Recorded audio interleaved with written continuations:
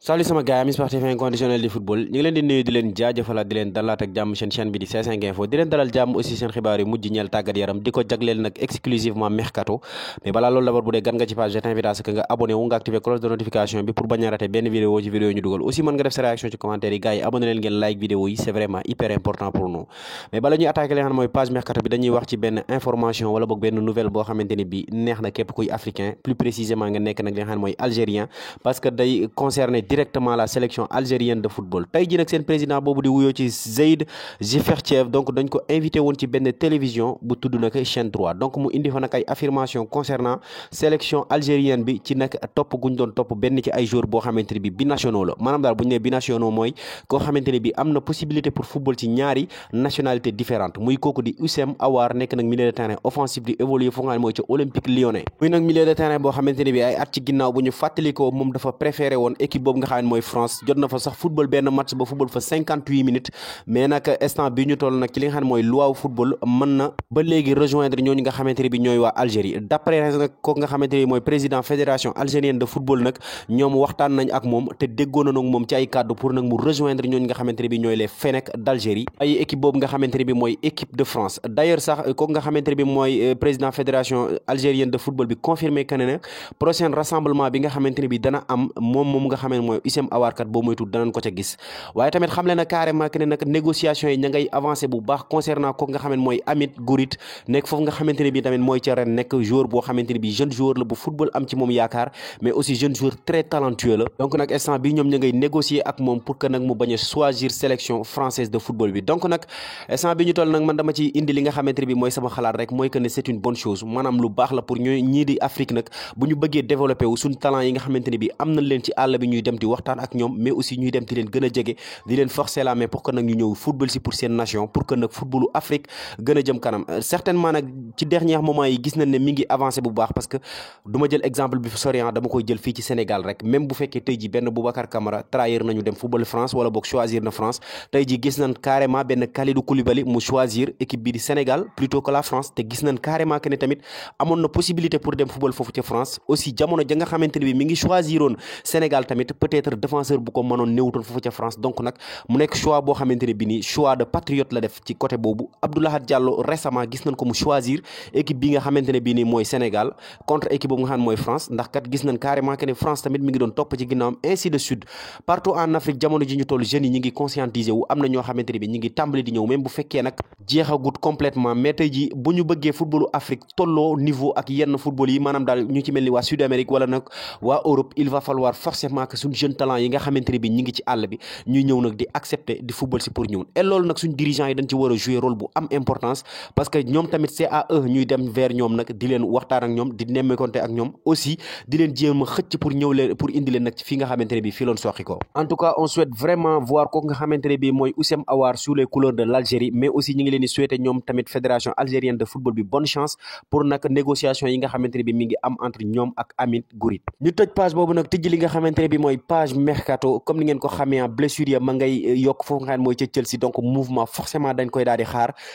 longue liste bi nga xamante ne bi ñooñu di waa Chelsea amoon nañ ko ca infirmerie ba nag démb yokk na de 2 personnes parce que kooku di Sterling ak kooku nga xam ne mooy Christian Pulisic muy nag ñaari joueurs offensifs nag dañoo yokk ca la nga xam ne mooy blessure comme ni ngeen ko gisee démb ci seen match contre équipe boobu di Manchester City loolu nag poussé na à ñooñu nga xamante ne bi ñooy dirigeants yi Chelsea à ce que nag ñu réfléchir à des pistes yoo xamante ne bi moom la ñuy renforcer li nga xamante ne mooy seen attaque te jamono ji ñu toll nag ka nga xamante ne bi gën nañ ko ciblé instant bi nag du kenn ko dut Marcus Thuram moom Marcus Thuram mi nga xamante ne bii nag instant bi bokk na ci joueur offensif yi ñu gën a ciblé la ko waral nag mooy contrat am dafay daal di waaj a jeex te mois de juin bi ñu jëm nag ca lay jeex instant bi nag am na possibilité négocier ak équipe bu ko neex jamono ji ñu toll et ouvertement sans pour autant que club am di ko indil benn problème que ça soit donc loolu moo tax nag ñooñu di waa Chelsea jamono ji nag ña ngay négocier ak ñoom suñ sukkandikoo ci journal boobu nga xamante ne bii mooy foot mercato ñooñu di waa Chelsea kat bëgg nañ ko indi ci seen club bi dès mercato bi ñu nekk muy le mercato de janvier certainement xam ngeen carrément que ne nag am na concurrence bu bëri boo xamante ne bi mi ngi ci biir notamment équipe boobu nga xam ne mooy nag Manchester United mais aussi équipe boobu di le Bayern Munich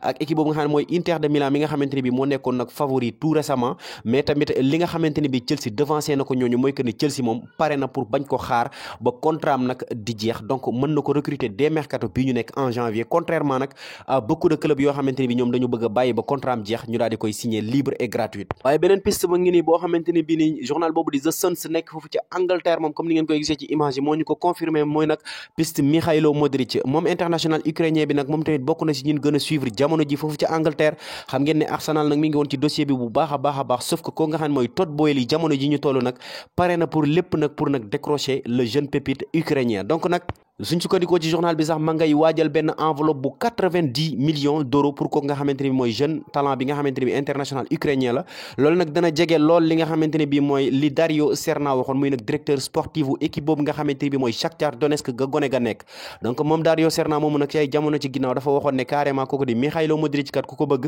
il va falloir nga def nag benn transfert bu xaw a jege transfert u kooku nga xamante ne bi mooy Jack Grealish en 2021 bi muy jógee foofu nga xamante ne bi mooy ca Aston Villa di rejoindre ñooñu di waa Manchester United soit 117 millions d'euros wala bokk bu jege boobu nga xamante ne bi mooy nag bu Anthony en 2022 bi muy jógee foofu nga xam ne mooy ca Ajax Amsterdam di rejoindre waa Manchester United pour 95 millions d'euros donc nag ñooñu di waa Chelsea instant bi ñu toll nag bu fekkee nag officialisé nañ seen offre dañuy daal di mën a waxtaan officiellement ak ñooñu nga xamante ne bi ñooy waa Shakhtar Donetsk nag pour nag mën a négocier arrivé wu kooku nga xam ne mooy Mikhailo Modric mais journal bi it évoqué wu fa benn piste boobu parce que comme ni ngeen koy gisee ci image yi ca côté bay dessiné na fa kooku nga xamante ne bii nag mooy João Félix international portugais ba nekk foofu ca Atlético Madrid d'ailleurs sax ñoom waa Atlético dañoo bëgg a débarrasser ci moom mais nag ñooñu di waa Chelsea instant bii nag buñ sukkandikoo ci journal bi intéressé wu na ci ñoom bu baax a baax instant bi ñu toll nag la ñuy waxtaan mooy que ne nag benn prêt payant maanaam daal benn able boo xamante ne bii dafay ànd ak fay googu nag jotewut dara ak li nga xamante ne bii mën nañ ko koo jënde bu fekkee nag kooku nga xamante ne bii nag mooy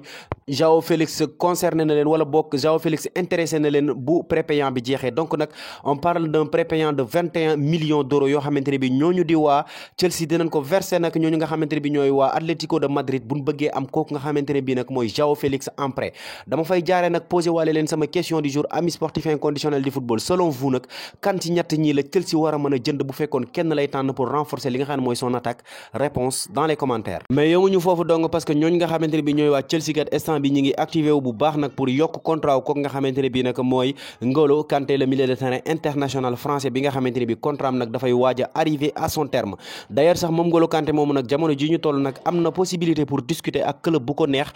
dès janvier bii nga xamante ne bii nekk nañ ci nag waaye tamit moom jotagut benn proposition boo xamante ne bii bu officiel la jóge ci benn club bu nekk Europe donc nag instant bi ñu toll la nga xamante ne bii N'Golo Kanté ma ngi cay xalaat moom mooy benn prolongation de contrat d'ailleurs sax offre boobu arrivé na ci li nga xam ne mooy tabalam mais aussi buñ sukkandikoo ci journal boobu nga xam ne mooy Foot Mercato ak RMC Sport moom la nga xamante ne bii mooy offre ba lu lenn lu dul benn contrat buy daw jusqu'en 2026 avec le même salaire maanaam daal salaire bi nga xamante ne bii mi ngi ko doon jël donc même salaire bi lay continuer di percevoir mais tamit dana am ay yenn bonus wala boog yenn prime yoo xamante ne bii dana yokk ca salaire ba loolu nag ma ngi koy jot en fonction de nombre de matchs yi nga xamante ne bii mi ngi koy football buñ jógee foofu nag lañuy daal di jàll bu foo xam ne mooy ca Real de Madrid seen mercato nag on ne peut pas en dire grand chose mënuñ cee wax lu bëri parce que tamit jamono ji ñu toll rien n'est encore officiel mais tamit kooku nga xamante ne mooy Eden Hazard moom nekk foofu nga xam ne mooy ca Real de Madrid international belge bi buñ sukkandikoo ci journal boobu di RMC Sport moom moo nekk prochain cible ñooñu nga xamante ne bi ñooy waa Al Nassr gi recruté récemment kooku di Cristiano Ronaldo d'ailleurs sax seen entraîneur boobu nga xam ne mooy Rudi Garcia comme ni ngeen ko xamee nekkoon fi entraîneur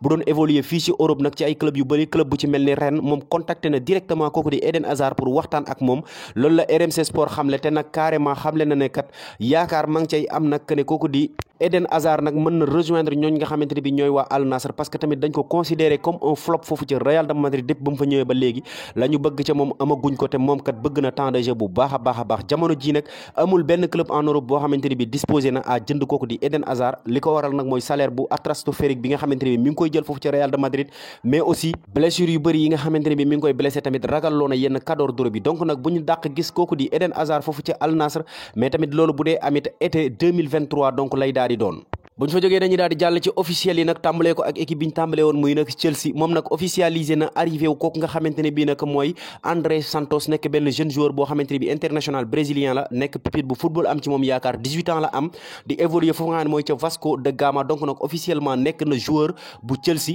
ci même émission bi nga xamante ne bi kooku di président fédération algérienne de football bi confirmé na fa ne carrément kooku di Hamid góor yi ak kooku di Houssem Aouar kat ñi ngi ci seen kaw pour ñu ñëw football si foofu ca Algérie nag foofu la confirmé que ni nag kooku nga xamante ne bii nag mooy Djamel Belmahdi nekk nag entraîneur u Algérie prolongé nag contrat am foofu nga xam ne mooy ca Algérie jusqu'en 2026 soit nag ba li nga xamante ne bii mooy mondial ba ñu jëm ca 2026 donc nag officiellement kooku nga xamante ne mooy Djamel Belmahdi nag prolongé na li nga xamante ne mooy contrat am ak algériens yi nga xamante ne bii mi ngi leen di entraîné jamono ji ñu nekk kooku nga xamante ne bii nag mooy Romeo Beckham nekk doom ci ki nga xamante ne mooy David Beckham nekkoon fi nag légende foofu ca Manchester United mais aussi du Real de Madrid nekkoon fi star bu mag a mag a mag a mag moom nag footballeur la comme ni ngeen koy gisee ci image yi 20 ans donc la am ma nga nekkoon nag ca club bu baayam boobu nga xam ne mooy Inter Miami nekk ca MLS ba jamono ji ñu toll nag dañ ko prêté foofu nga xam ne mooy ca Brentford ca Premier League ba donc nag foofu lay ñëw prêté nañ ko fa nag ba saison bi jeex tàkk maanaam saison 2021 2022 2023 autant pour moi donc nag kooku di Romeo Beckham nag dina ñëw foofu ca Premier League ba jéem a topp nag ci ay tànk yi waajuram woowu nga xam ne mooy David Beckham mi nga xamante ne bi def na lu ne ci football